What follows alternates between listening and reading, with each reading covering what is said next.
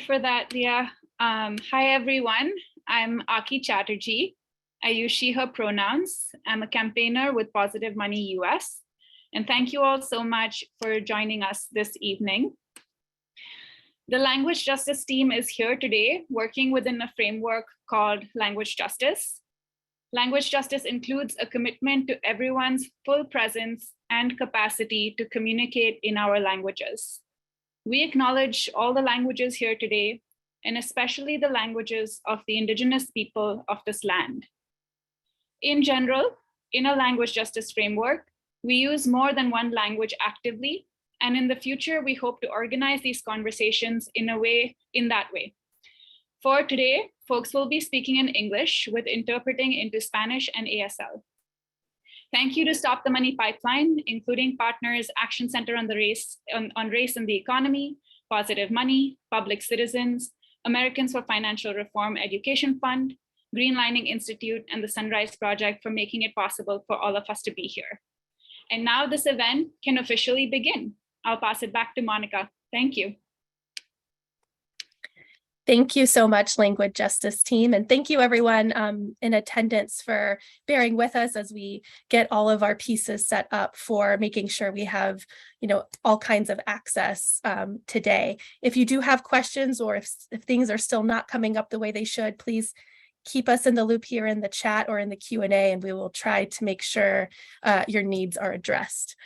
So thank you very much for that. So welcome again. My name is Monica Palmera. I use she, her pronouns, and I'm a climate finance strategist with the Greenlining Institute. And I'm coming to you all from unceded Lumbee and Waccamaw land, known today as Wilmington, North Carolina. We're here today to talk a bit about a really important rulemaking process that is going on right now related to something called the Community Reinvestment Act. And we're here to learn a little bit about what that act is and its history and how it can be a tool for us and our communities. And we're going to hear how some folks are able to use the Community Reinvestment Act to bring important dollars and investment to their community, as well as what we need more out of the act, what more we can do.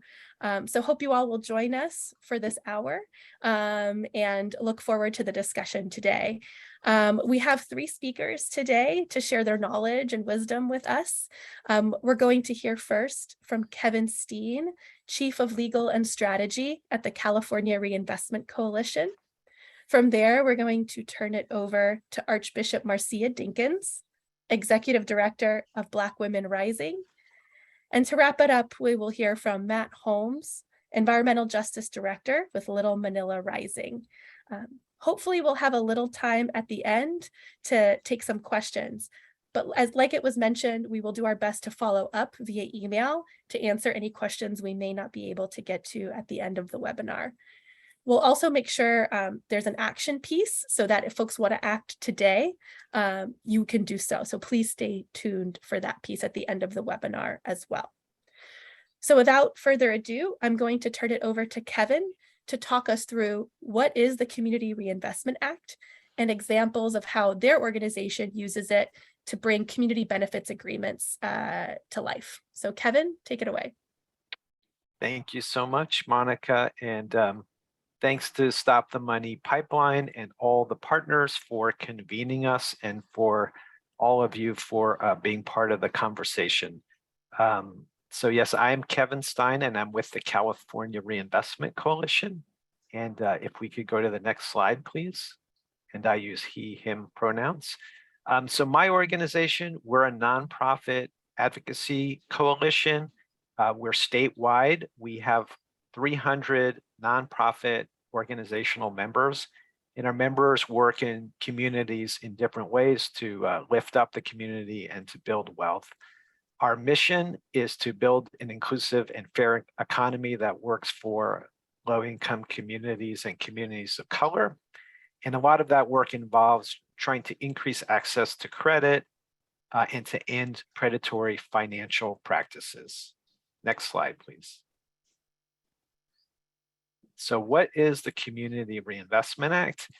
Passed in 1977, it is one of a few important civil rights laws that we have in this country. It was enacted by Congress to address the pernicious problem of redlining, whereby banks and financial institutions excluded whole neighborhoods from consideration for loans and investments. And these, of course, tended to be neighborhoods of color. In some senses, actually drawing red lines around communities. The CRA creates an affirmative obligation on the part of banks that take deposits to meet the credit needs of their communities, including low and moderate income communities. And the CRA law itself is fairly general. It's not very long, but there's been a body of rules that have developed to kind of set the standards by which banks are evaluated. Are they meeting community credit needs or not? Next slide, please. So the CRA encourages lending, investment, and services, financial services in low-income neighborhoods, and lending and investment and the provision of financial services to low and moderate income people. And what does that mean? We're talking about mortgage loans, small business loans, the opening of branches, the support and financing of affordable housing, investments in community development financial institutions, which are nonprofit lenders that make the kinds of loans that banks don't make, although they should. We're talking about grants to nonprofit organizations. In our view, all of these things that banks would not otherwise do only occur because of the Community Reinvestment Act. So basically, this law is really forcing banks to consider making the kinds of loans and investments and partnerships they otherwise wouldn't make. We believe this has translated into trillions of dollars of loans and investments in low and moderate income neighborhoods. Next slide, please. So this may be a somewhat hard to read slide, but it's meant to convey that the process that exists today really has a couple of main highlights, so to speak, main points of intervention. One is the bank regulators will examine and evaluate banks every 3 years to determine whether they are doing a good or bad job meeting community credit needs. And the other is during the course of mergers and other applications by banks, the regulators are supposed to consider the bank's records in making those decisions. And in both instances, the public has a role to play. And this is a large part of what we have done in using the Community Reinvestment Act, is to bring the voices of communities to the table, to the regulatory process, to say, in most cases, we don't believe the banks have done a good job in meeting community credit needs, and they need to do more. Next slide, please. So maybe one recent example is there was a large merger, it's still in process. US Bank proposed to acquire Union Bank. They applied to the federal banking regulators. And as Monica mentioned, so this is an opportunity for the community to engage, and it's an opportunity to use the Community Reinvestment Act to say that banks need to do more. Once this merger was announced, two very large banks I'm in California, two very large banks in California. Generally, when mergers happen, communities lose. Right? So two banks become one, there are fewer jobs, there are fewer branches, there are fewer reinvestment dollars back in the community. And our member organizations expressed a lot of concern about this merger. 66 groups joined CRC, my organization, and the Greenlining Institute from California in opposing the merger. And we raised concerns around branch closures, which we knew were going to happen. The fact that we felt the banks were not lending appropriately to borrowers of color, that they were charging high overdraft fees to consumers, that there would be a loss of relationships, and kind of maybe somewhat counterintuitively, both banks were doing a pretty good job investing in affordable housing. But again, this notion that in a merger, two banks become one, and we were concerned that 1 + 1 would equal less than 2 when it came to investments in things like affordable housing. We called for public hearings, and the regulators granted that request. And so this is an image, a photo from the virtual public hearing where our members gave very strong and compelling testimony about why the community might very well lose and why this merger did not provide the kind of public benefit that the rules really require. And our argument was there could be no public benefit to this merger unless the bank agreed to a strong community benefits agreement. Next slide, please. And lo and behold, we were successful in light of the organizing and the involvement of our members in negotiating a very strong, in our view, community benefits agreement with US Bank, representing $60 billion for California alone in the form of loans and investments. And this slide shows a list of a number of such agreements that we were able to negotiate as part of mergers that have taken place over the last couple of years. So I think in total, over the last couple of years, we've been able to negotiate about $90 billion in investments and lending for California low-income communities and communities of color. And we've done this in large part in coalition with the Greenlining Institute and others. Next slide, please. So what kinds of things are in the community benefits agreements? It varies, and we have all of them on our website. If people are interested in the details, they can go to our website and look for our community benefits agreements. But we generally seek things like on this slide, commitments to increase mortgage and small business lending, open new branches, which is very difficult in this age when banks are wanting to close branches. We've been able to negotiate commitments to provide outreach in rural communities and to Native American communities, support for affordable housing, community development financial institutions, and we've become increasingly interested in trying to support and push banks to support broadband access, digital equity access, foreclosure prevention efforts, grants to nonprofits. We also, the first bullet point is kind of a currently sexy idea. Something we're very interested in is pushing banks to develop very specific and targeted programs that are geared to borrowers of color. And all of our agreements will provide some mechanism for holding the banks accountable by having meetings with the banks where they report on their success, they listen to community members, and their CEO is present. Next slide, please. Okay, and I believe this is the last slide. So hopefully I haven't gone too long. We're going to talk more about this proposal we're at for CRA. In the CRA world, this is like an incredible time because the rules, which do not get updated very often, are being updated right now. And hopefully you all will comment. I want to make 3 main points. These are kind of 3 of our priorities in terms of the issues we're going to raise with the regulators. One is around race. So the way the law has been written and the way the regulators have interpreted the law, the CRA, for all these years, they've really focused banks' attention on low and moderate income, not people of color, not borrowers of color.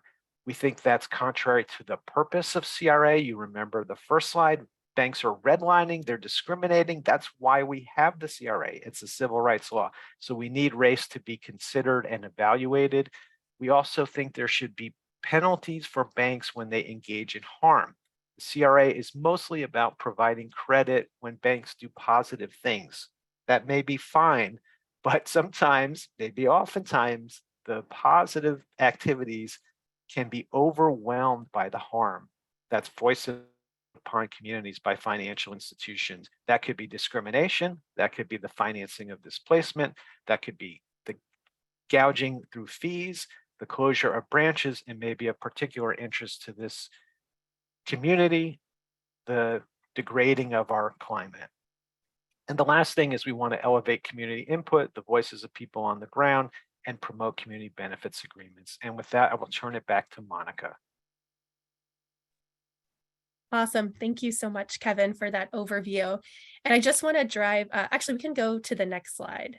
I just want to drive home the point that Kevin made that the Community Reinvestment Act, the CRA, is the overall law that allows a group like California Reinvestment Coalition to negotiate a community benefits agreement in the time of a merger. So that's why this rulemaking to update the Community Reinvestment Act is so important. I also want to mention that this is the first time in over 20 years this rule has been updated. So another reason that it's really important that we modernize it and make sure that our priorities are there. We're talking about the CRA pretty broadly, but wanted to give just 1 minute focus on climate justice pieces. So several of us on this call are working on putting together climate justice recommendations and just wanted to share what those are.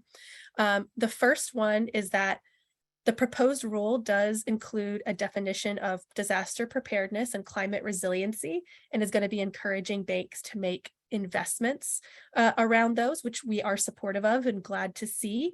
And we're going to be asking for the regulators to include more kinds of investments, more eligible activities, so that communities have all diversity of options with which they can seek financial support. The second, aligned with what Kevin mentioned, is that we want to see communities of color prioritized for investment. We know that climate vulnerable communities are predominantly communities of color. So we need to see the CRA be proactive about, I need to slow down. We need to see proactive investment and proactive prioritization of communities of color if we want to see these dollars flow to climate vulnerable communities. Third, we want to see the regulators really highlight the need for community engagement and the use of these community benefits agreements like Kevin described. We want to see those enforced in the examination process. And last, to the piece about harm, we want to see the Community Reinvestment Act examination take into account investments that banks make that cause environmental harm in communities. Because, not to repeat Kevin too much, but it doesn't matter how much positive investment there is if we still have refineries and other really burdensome, harmful investments happening on the other side of the coin. So those are our climate justice recommendations. You'll hear more about how you can take action at the end of the webinar. But next, I'd like to turn it over to Archbishop Marcia Dinkins to talk a little bit about how she and her community have used the CRA to bring investment to their community. Take it away.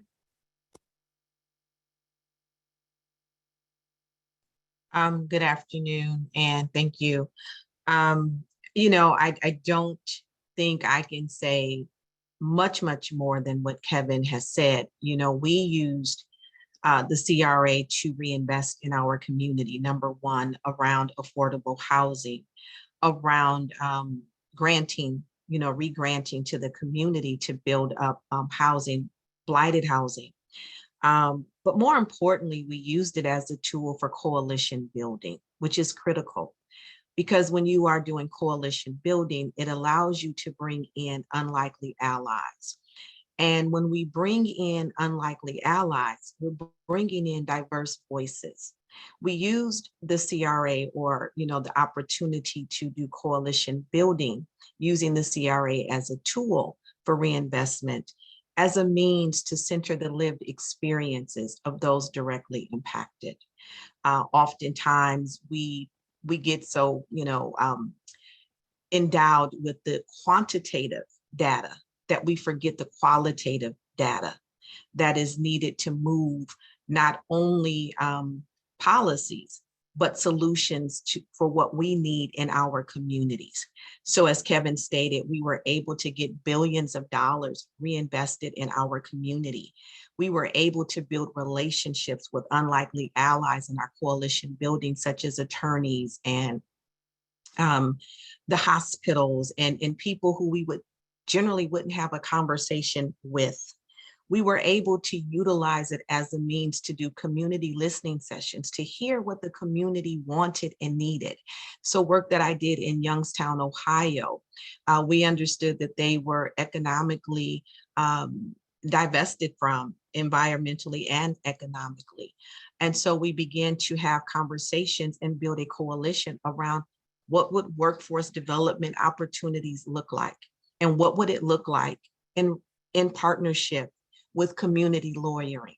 What would it look like with our food banks? What would it look like for us to be able to bring all of these individuals who were suffering economic disparities, to bring them to create a table that would address the solutions that they need? So one thing about the CRA is, number one, we get to use it for coalition building.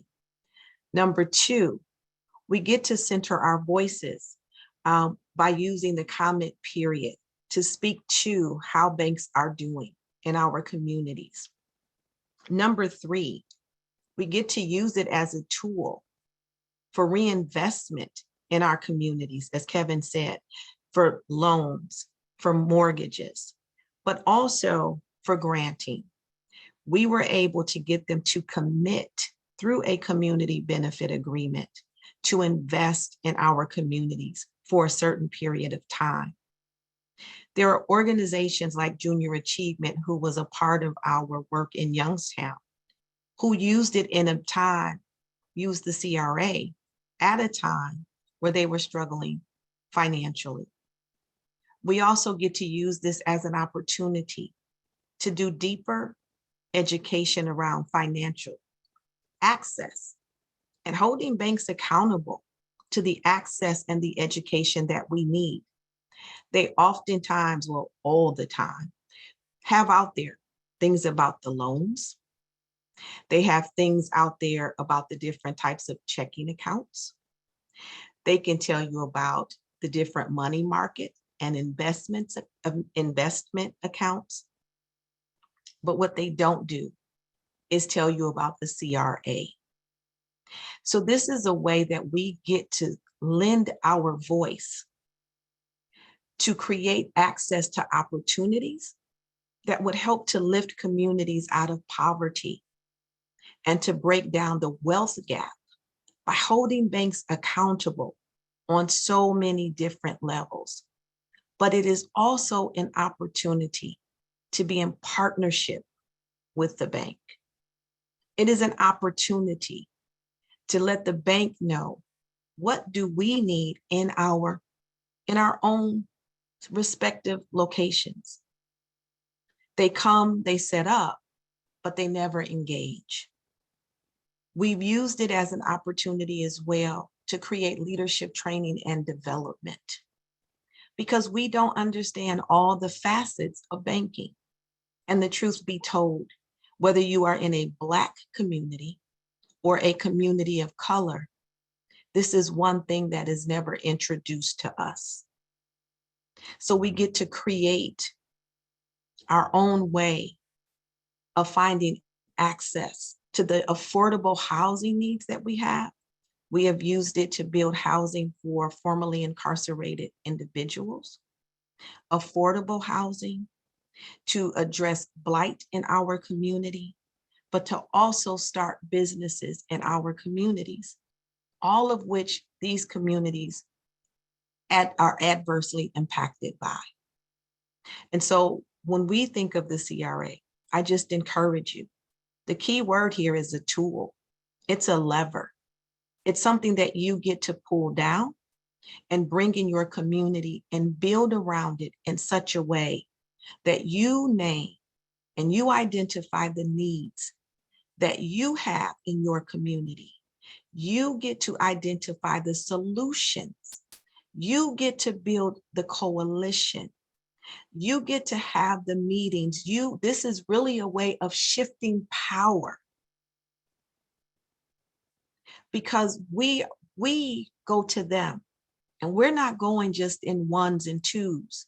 You're going with a lot of voices, a lot of different people who sit in a lot of different places, some of whom carry some weight and others who they want to overlook, but they have no other alternative but to see you and your need because you're expressing it with people behind you. So we get to build the power that we need to shift the dynamics in the places that we live so that we can have economic investments. We can confront displacement. We can confront discrimination. And we get to rewrite the story of access and need in a way that centers our voices and our needs, holding banks accountable, holding them to task through community benefit agreements, while also addressing the redlining and all of the other harms that has occurred simply because they didn't want to see those that they felt were not deserving or entitled.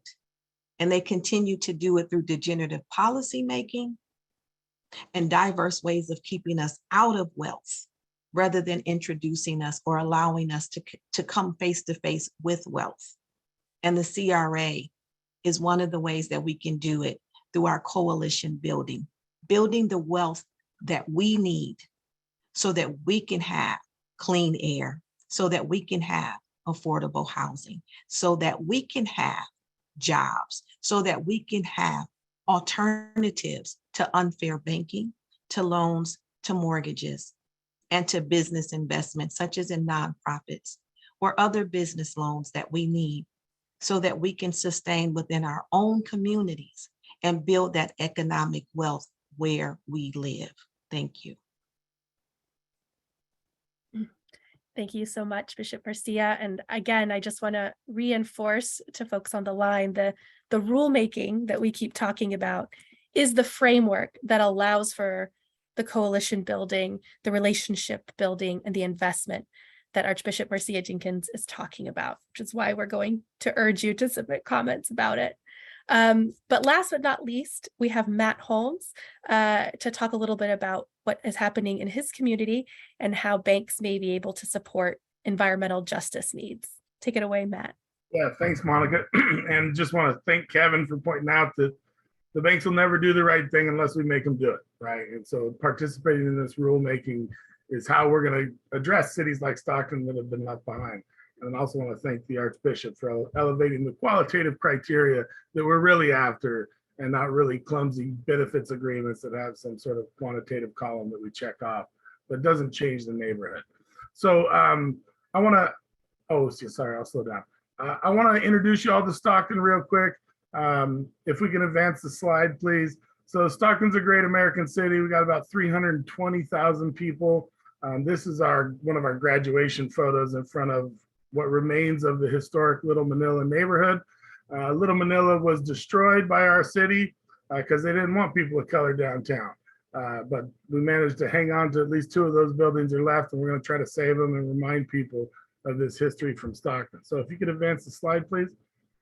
So this is our redlining map. You guys recognize these maps. Not all American cities got them because they weren't big enough. But make no mistake, there was a white citizens council that helped skew investment in your city away from communities of color. The redder lower half of the city has really been just disinvested in for the last really 80 to 100 years. But redlining is only one phenomenon that hits Stockton and hits our community really hard. If you could advance to the next slide. So, in California, we gave away 10% of our land in the Homestead Act, and the Homestead Act went to whites only settlers who picked up a section of land, 160 acres or 180 acres, and they get to keep it forever. And the first criteria was having a white face. That has resulted in skewed water rights in California. So rural landowners have water rights and refuse to let water drizzle down to the city of Stockton. It really sort of starved our city out for vital water. So the Homestead Act was one of these federal plans that was supposed to help people have economic mobility, just like the Fair Housing Act But as we see, when we have a big idea from DC and it gets implemented by local racists, it gets turned into something pretty brutal and pretty ugly for the locals. So the Homestead Act was really the full throttle on genocide of the California Indian and has resulted in structural inequality in our state. And there's current articles about it today because we have senior water rights holders who were homesteaders and they don't believe that they're in a drought. We're in a drought. And so we're in a historic drought and they don't have to adjust to face the reality of the day because they inherited this de jure, this by law superior set of rights to the rest of us in California. The second picture is about the alien land law. I'll go back real quick about the alien land law that was really targeting Asian migrants to California. And it hit the Filipinos particularly hard because some Japanese and some Chinese were here before the alien land law and were actually able to acquire some land. But for the massive influx of Filipinos in the 1920s, 30s, 40s, and 50s, or 20s, 30s, and 40s, they were precluded from owning land. And so what they had to do is they had to create cooperatively owned housing units, kind of like Elks Lodges for farm workers. So, which, you know, they managed to build a thriving community with those cooperatively owned housing units, but they weren't owned by individuals, and those co-ops were able to be undermined and destroyed very effectively. It's resulted in all of the communities of South Stockton not really owning enough of their own land, not having enough rights, and desperately needing reinvestment, but not having the assets to drive that. So if you can move to the next slide, please. The alienation from owning the land meant that we weren't able to stand up and fight for it. And back to federal laws that come down on local communities in a hard way. Transportation funding that built freeways all over the entire country were used by locals to do really dastardly things. And this is common everywhere throughout the West, but particularly in Stockton. If you can go to the next slide, you can see an urgent freeway. It's kind of tough to see here, but there's the I-5 at the top, and then it's coming towards us. You see the yellow outlined block. That was the historic Little Manila neighborhood that was also right next to Barrio del Chivo, a historic Latinx neighborhood. Chinese Benevolence Association had a number of city blocks. And there's a historic African-American Boggs Tract neighborhood out by the Port of Stockton. And they were all just a little too close to downtown, so they used the federal transportation dollars to demolish all of them urgently, barely gave folks time to recalibrate their living situation. Importantly, the freeway wasn't finished for another 30 years. So it was really just used to cut off our nose to spite our face, and it's left a lasting impact on our community. And I'll go through these next few slides really quickly. So go ahead and advance. That led to our side of town really being the sacrifice zone where we put in all of our heavy industry and all of our polluting deeds. So we are just overburdened with mobile transportation sources of air pollution. So we've got major freeway tangles, growing airport, major rail yards. We got a port. We're still shipping coal to Japan for some reason out of a port in California. And then our new favorite thing is to be the same day shipping center for the first world in the Bay Area. So everybody can get a bamboo toothbrush by the afternoon. We idle heavy duty trucks next to our kids' elementary schools so the folks in the Bay Area can get their stuff from Amazon super fast. Next slide, please. We also have an overabundance of stationary permitted sources. So these are pins for facilities that have to pay for or have to secure a permit to operate. You can see how the clustering really stays in one side of town. And so this is the planned pollution that gives us the 100th percentile rate for asthma in California. That's the next slide. Uh-oh. Is that my computer or is that your computer? It's coming along. It doesn't matter. It's a slide with a lot of bad news. It basically shows that we plan people's mortality rates, and we plan an advanced mortality rate in California. Even though we're the wealthiest agricultural region in all of human history, we have the most poverty impacted households in the United States. So this is a screenshot of something called CalEnviroScreen. CalEnviroScreen is a mapping tool that stacks pollution burdens with poverty, assuming that resources mean you have the capacity to respond to pollution burden. So California EnviroScreen is a pretty useful tool in our line of work that helps us show really helps us target investment where we know we need it the most. Excuse me. Matt, I'm so sorry. Just need you to slow down a little bit for our interpreters. Okay, definitely. Thank you. Definitely. Well, just making the case that disinvestment has resulted in advanced mortality rates for young people who are still paying for the crimes of our city's founding fathers. Next slide, please. You know, and so this brings us back to my first comment about the Homestead Act and upriver water rights holders. It kind of all comes together in Stockton right now in the face of climate change. We have rivers that don't make it to our town, that don't flush out our waterways. We have stagnant waters full of harmful algal blooms, which are kind of like a green science fiction monster floating around our town. They burp up airborne cyanotoxins that can kill humans and certainly make us very sick. It's very difficult to develop around a waterfront that's stagnant and toxic. We also have no appreciation for the waters in our town because they've always been unappealing and inaccessible. The black dots you can see on there were part of a planning ritual we did to point out where there were no public access sites that in other cities would have public access. The final thing I'll leave with, because I know I need to wrap this up, is that besides all the historic disinvestment, you know, this isn't some hokey stuff out of the past. These are resolved fact patterns of history. And so it'd be perfectly appropriate for us to demand the CRA focus on investing in communities of color disproportionately impacted because it's the right thing to do. And also just because if you're a greedy bank, it'll save you money in the long term to help lift up these communities. So you can see little purple lines there on the map. Most cities have started to build recycled wastewater treatment capacity to deliver used water for landscaping. Landscaping is not a luxury, it's a vital piece of green infrastructure. People will die in my city a lot from the heat in the coming decades, and we need this water to keep us alive. We don't have these systems built. We have to build them later than other cities at a higher cost because our city was completely bankrupted by the predatory lending practices of the 2008 adjustable rate mortgage scandal. So banks absolutely hurt cities like Stockton, your cities too, very recently. So it's not some hokey thing from the early 20th century that we're only dealing with. It's people who are still in their jobs today that did this to us 14 years ago. And so just to bring it back to Kevin's first point, we all really need to take advantage of this opportunity to use this unique civil rights law to direct investment into communities like Stockton, because like our locals kind of won't help, right? Our city council and our county supervisors, they kind of gotten used to throwing away our side of town. So we need to find a way to relate to a higher authority and to address these racist crimes from our past. And with that, I'll wrap it up. Thanks for letting me go on a little long. Thank you so much, Matt. And thank you everybody for hanging in there. We have 10 more minutes and we're gonna try to take a couple of the questions live so they can be interpreted.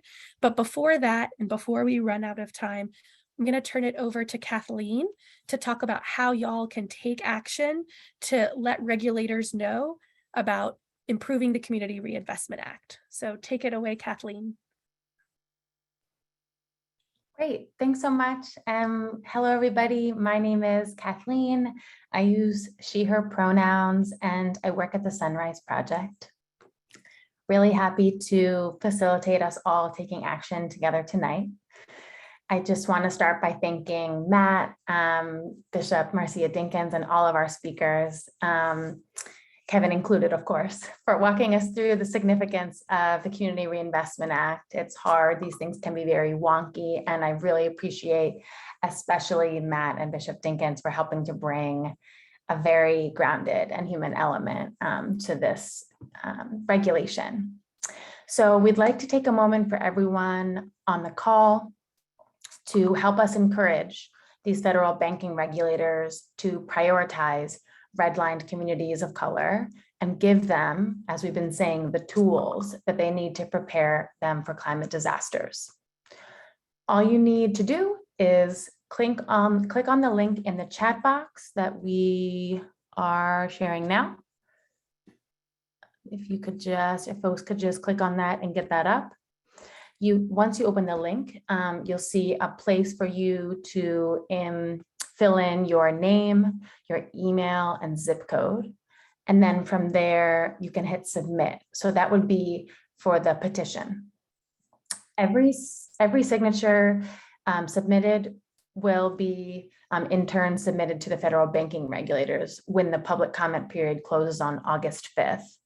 And these comment periods it's very important for anyone and everyone to kind of express their support for strong rules during these comment periods. This is our opportunity to do so. So even adding your name is impactful and helpful. If you'd like to take your advocacy a step further, you can also send an individual note to the federal banking regulators. And you can do this by submitting a direct public comment yourself, in addition to contributing to the petition. So we're going to share another link in the chat box that will allow you to submit a direct public comment to the Federal Register. I think we're sharing that link. Let me just check the chat. Okay, great. So thanks so much, Erica. So that last message in the chat has the petition link first, and then the second link is to the Federal Register to allow you to submit an additional individual comment if you're interested. So we're just going to take a minute or two to give folks time to take action. After you've taken action, please let us know in the chat box by saying done, action completed, whatever you'd like. We'll just take a minute or two for that right now to give folks space for that. Awesome. Great. So folks are, completing or are just completed. Want to thank you all for taking action or even considering to take action with us today. And with that, I'd like to turn it back to Monica. Thank you so much, Kathleen. Yes, please sign the petition. Make sure you take a look at that link and make it happen. Looks like lots of folks already are. So appreciate that. I am going to share my email in the chat. If folks are here with an organization like a nonprofit and you would like to submit formal comments on the record in addition to the petition, please feel free to reach out to me and I can help you either find a sign-on opportunity or help you submit some comments so that you have multiple ways of letting the regulators know that we need to see these improvements in the CRA. So thank you for that. We do have 5 minutes left, so going to try to take at least one or two of the questions from the Q&A, and apologies, we probably won't get to all of them, but just we will follow up so that we can provide them in a appropriately interpreted way. So the first question I want to ask, and I think this is probably best for Kevin, is does each bank have a specific amount it is required to reinvest in low-income communities? Are they required to report to anyone who asks how much and where they are investing? Do you mind taking that? No, great question. I think the short answer is there is no clear requirement. And I've heard the CRA described as a very fuzzy law. So your question is very on point. The proposed rule, which you were all commenting on, is very detailed. It's very complex. It might move more towards a situation where the public can see better how banks are doing. But your last part of your question is excellent. Everyone, if you're interested, you should send a letter to a bank and ask them to tell you what they're doing in Stockton. You can ask them to tell you what they're doing in your community. And the magic words are, and please put this letter in your CRA public file. And then they're obligated to kind of make that somehow known to their regulators, make it publicly available upon request, and they'll probably respond in some fashion. But I think and you also raised a larger point of, for CRA to work, it really requires public participation and community engagement. So the more engaged you are, the more things are going to happen. As Matt said, they're not going to do it because they like your neighborhood. They're going to do it because they feel they have to. Awesome. Thank you, Kevin. There's another question here that says, are there CRA mechanisms for assuring that benefits to landowners are passed through to tenants? So for example, requirements for energy efficiency construction that lower utility bills. So this is a very good question. And I can take a stab at it. And if anybody else has more, please feel free to chime in. So historically, the CRA has not funded a ton in terms of climate or energy projects. They have funded some energy efficiency efforts, but we don't know much about the nature of those efforts because it's been, to use Kevin's language, a little gray and fuzzy. What we are calling for is for the CRA to be more specific in terms of providing benefit to low-income communities, and we're asking for communities of color. And the regulators are also trying to get a little bit more granular about that benefit. So banks will have to prove that it's providing a direct benefit to low-income folks right now, and we're proposing to expand that to communities of color. So yeah, and we're asking for specific things like you are recommending, that energy efficiency improvements don't have the unintended consequence of raising rents on tenants if their landlord decides to make improvements. So there are protections in place to make sure these benefits are realized. So it's a lot for the regulators to manage, but we do see in the proposed rule there's some thought around that. One other criteria they're requiring is that investments don't facilitate displacement, which we're happy to see. We just want to make sure that that is robust requirement and that regulators really scrutinize banks on that requirement. So a lot of it is making sure that the regulators really do their due diligence with the banks when they evaluate them. So thank you for that question. Let me see if there are any others. Let's see. I think that's most of some other questions have been answered in here, and we're also at about a minute. So I think I'm going to probably wrap up there. I just want to say thank you, everybody. Thank you so much to our speakers for taking time out of their busy work and personal lives to share with us about their work and their efforts in their communities. And thanks to all of you who stayed with us for an hour to learn about the CRA. Please sign the petition. Please follow up if you'd like to do more. Comments are due August 5th, I should mention. So end of next week. And we want to flood the regulators with comments and opportunities for banks to better support our communities. So thank you for joining us in that. Thank you again for your time, and we hope to see you at another point. Have a good rest of your week.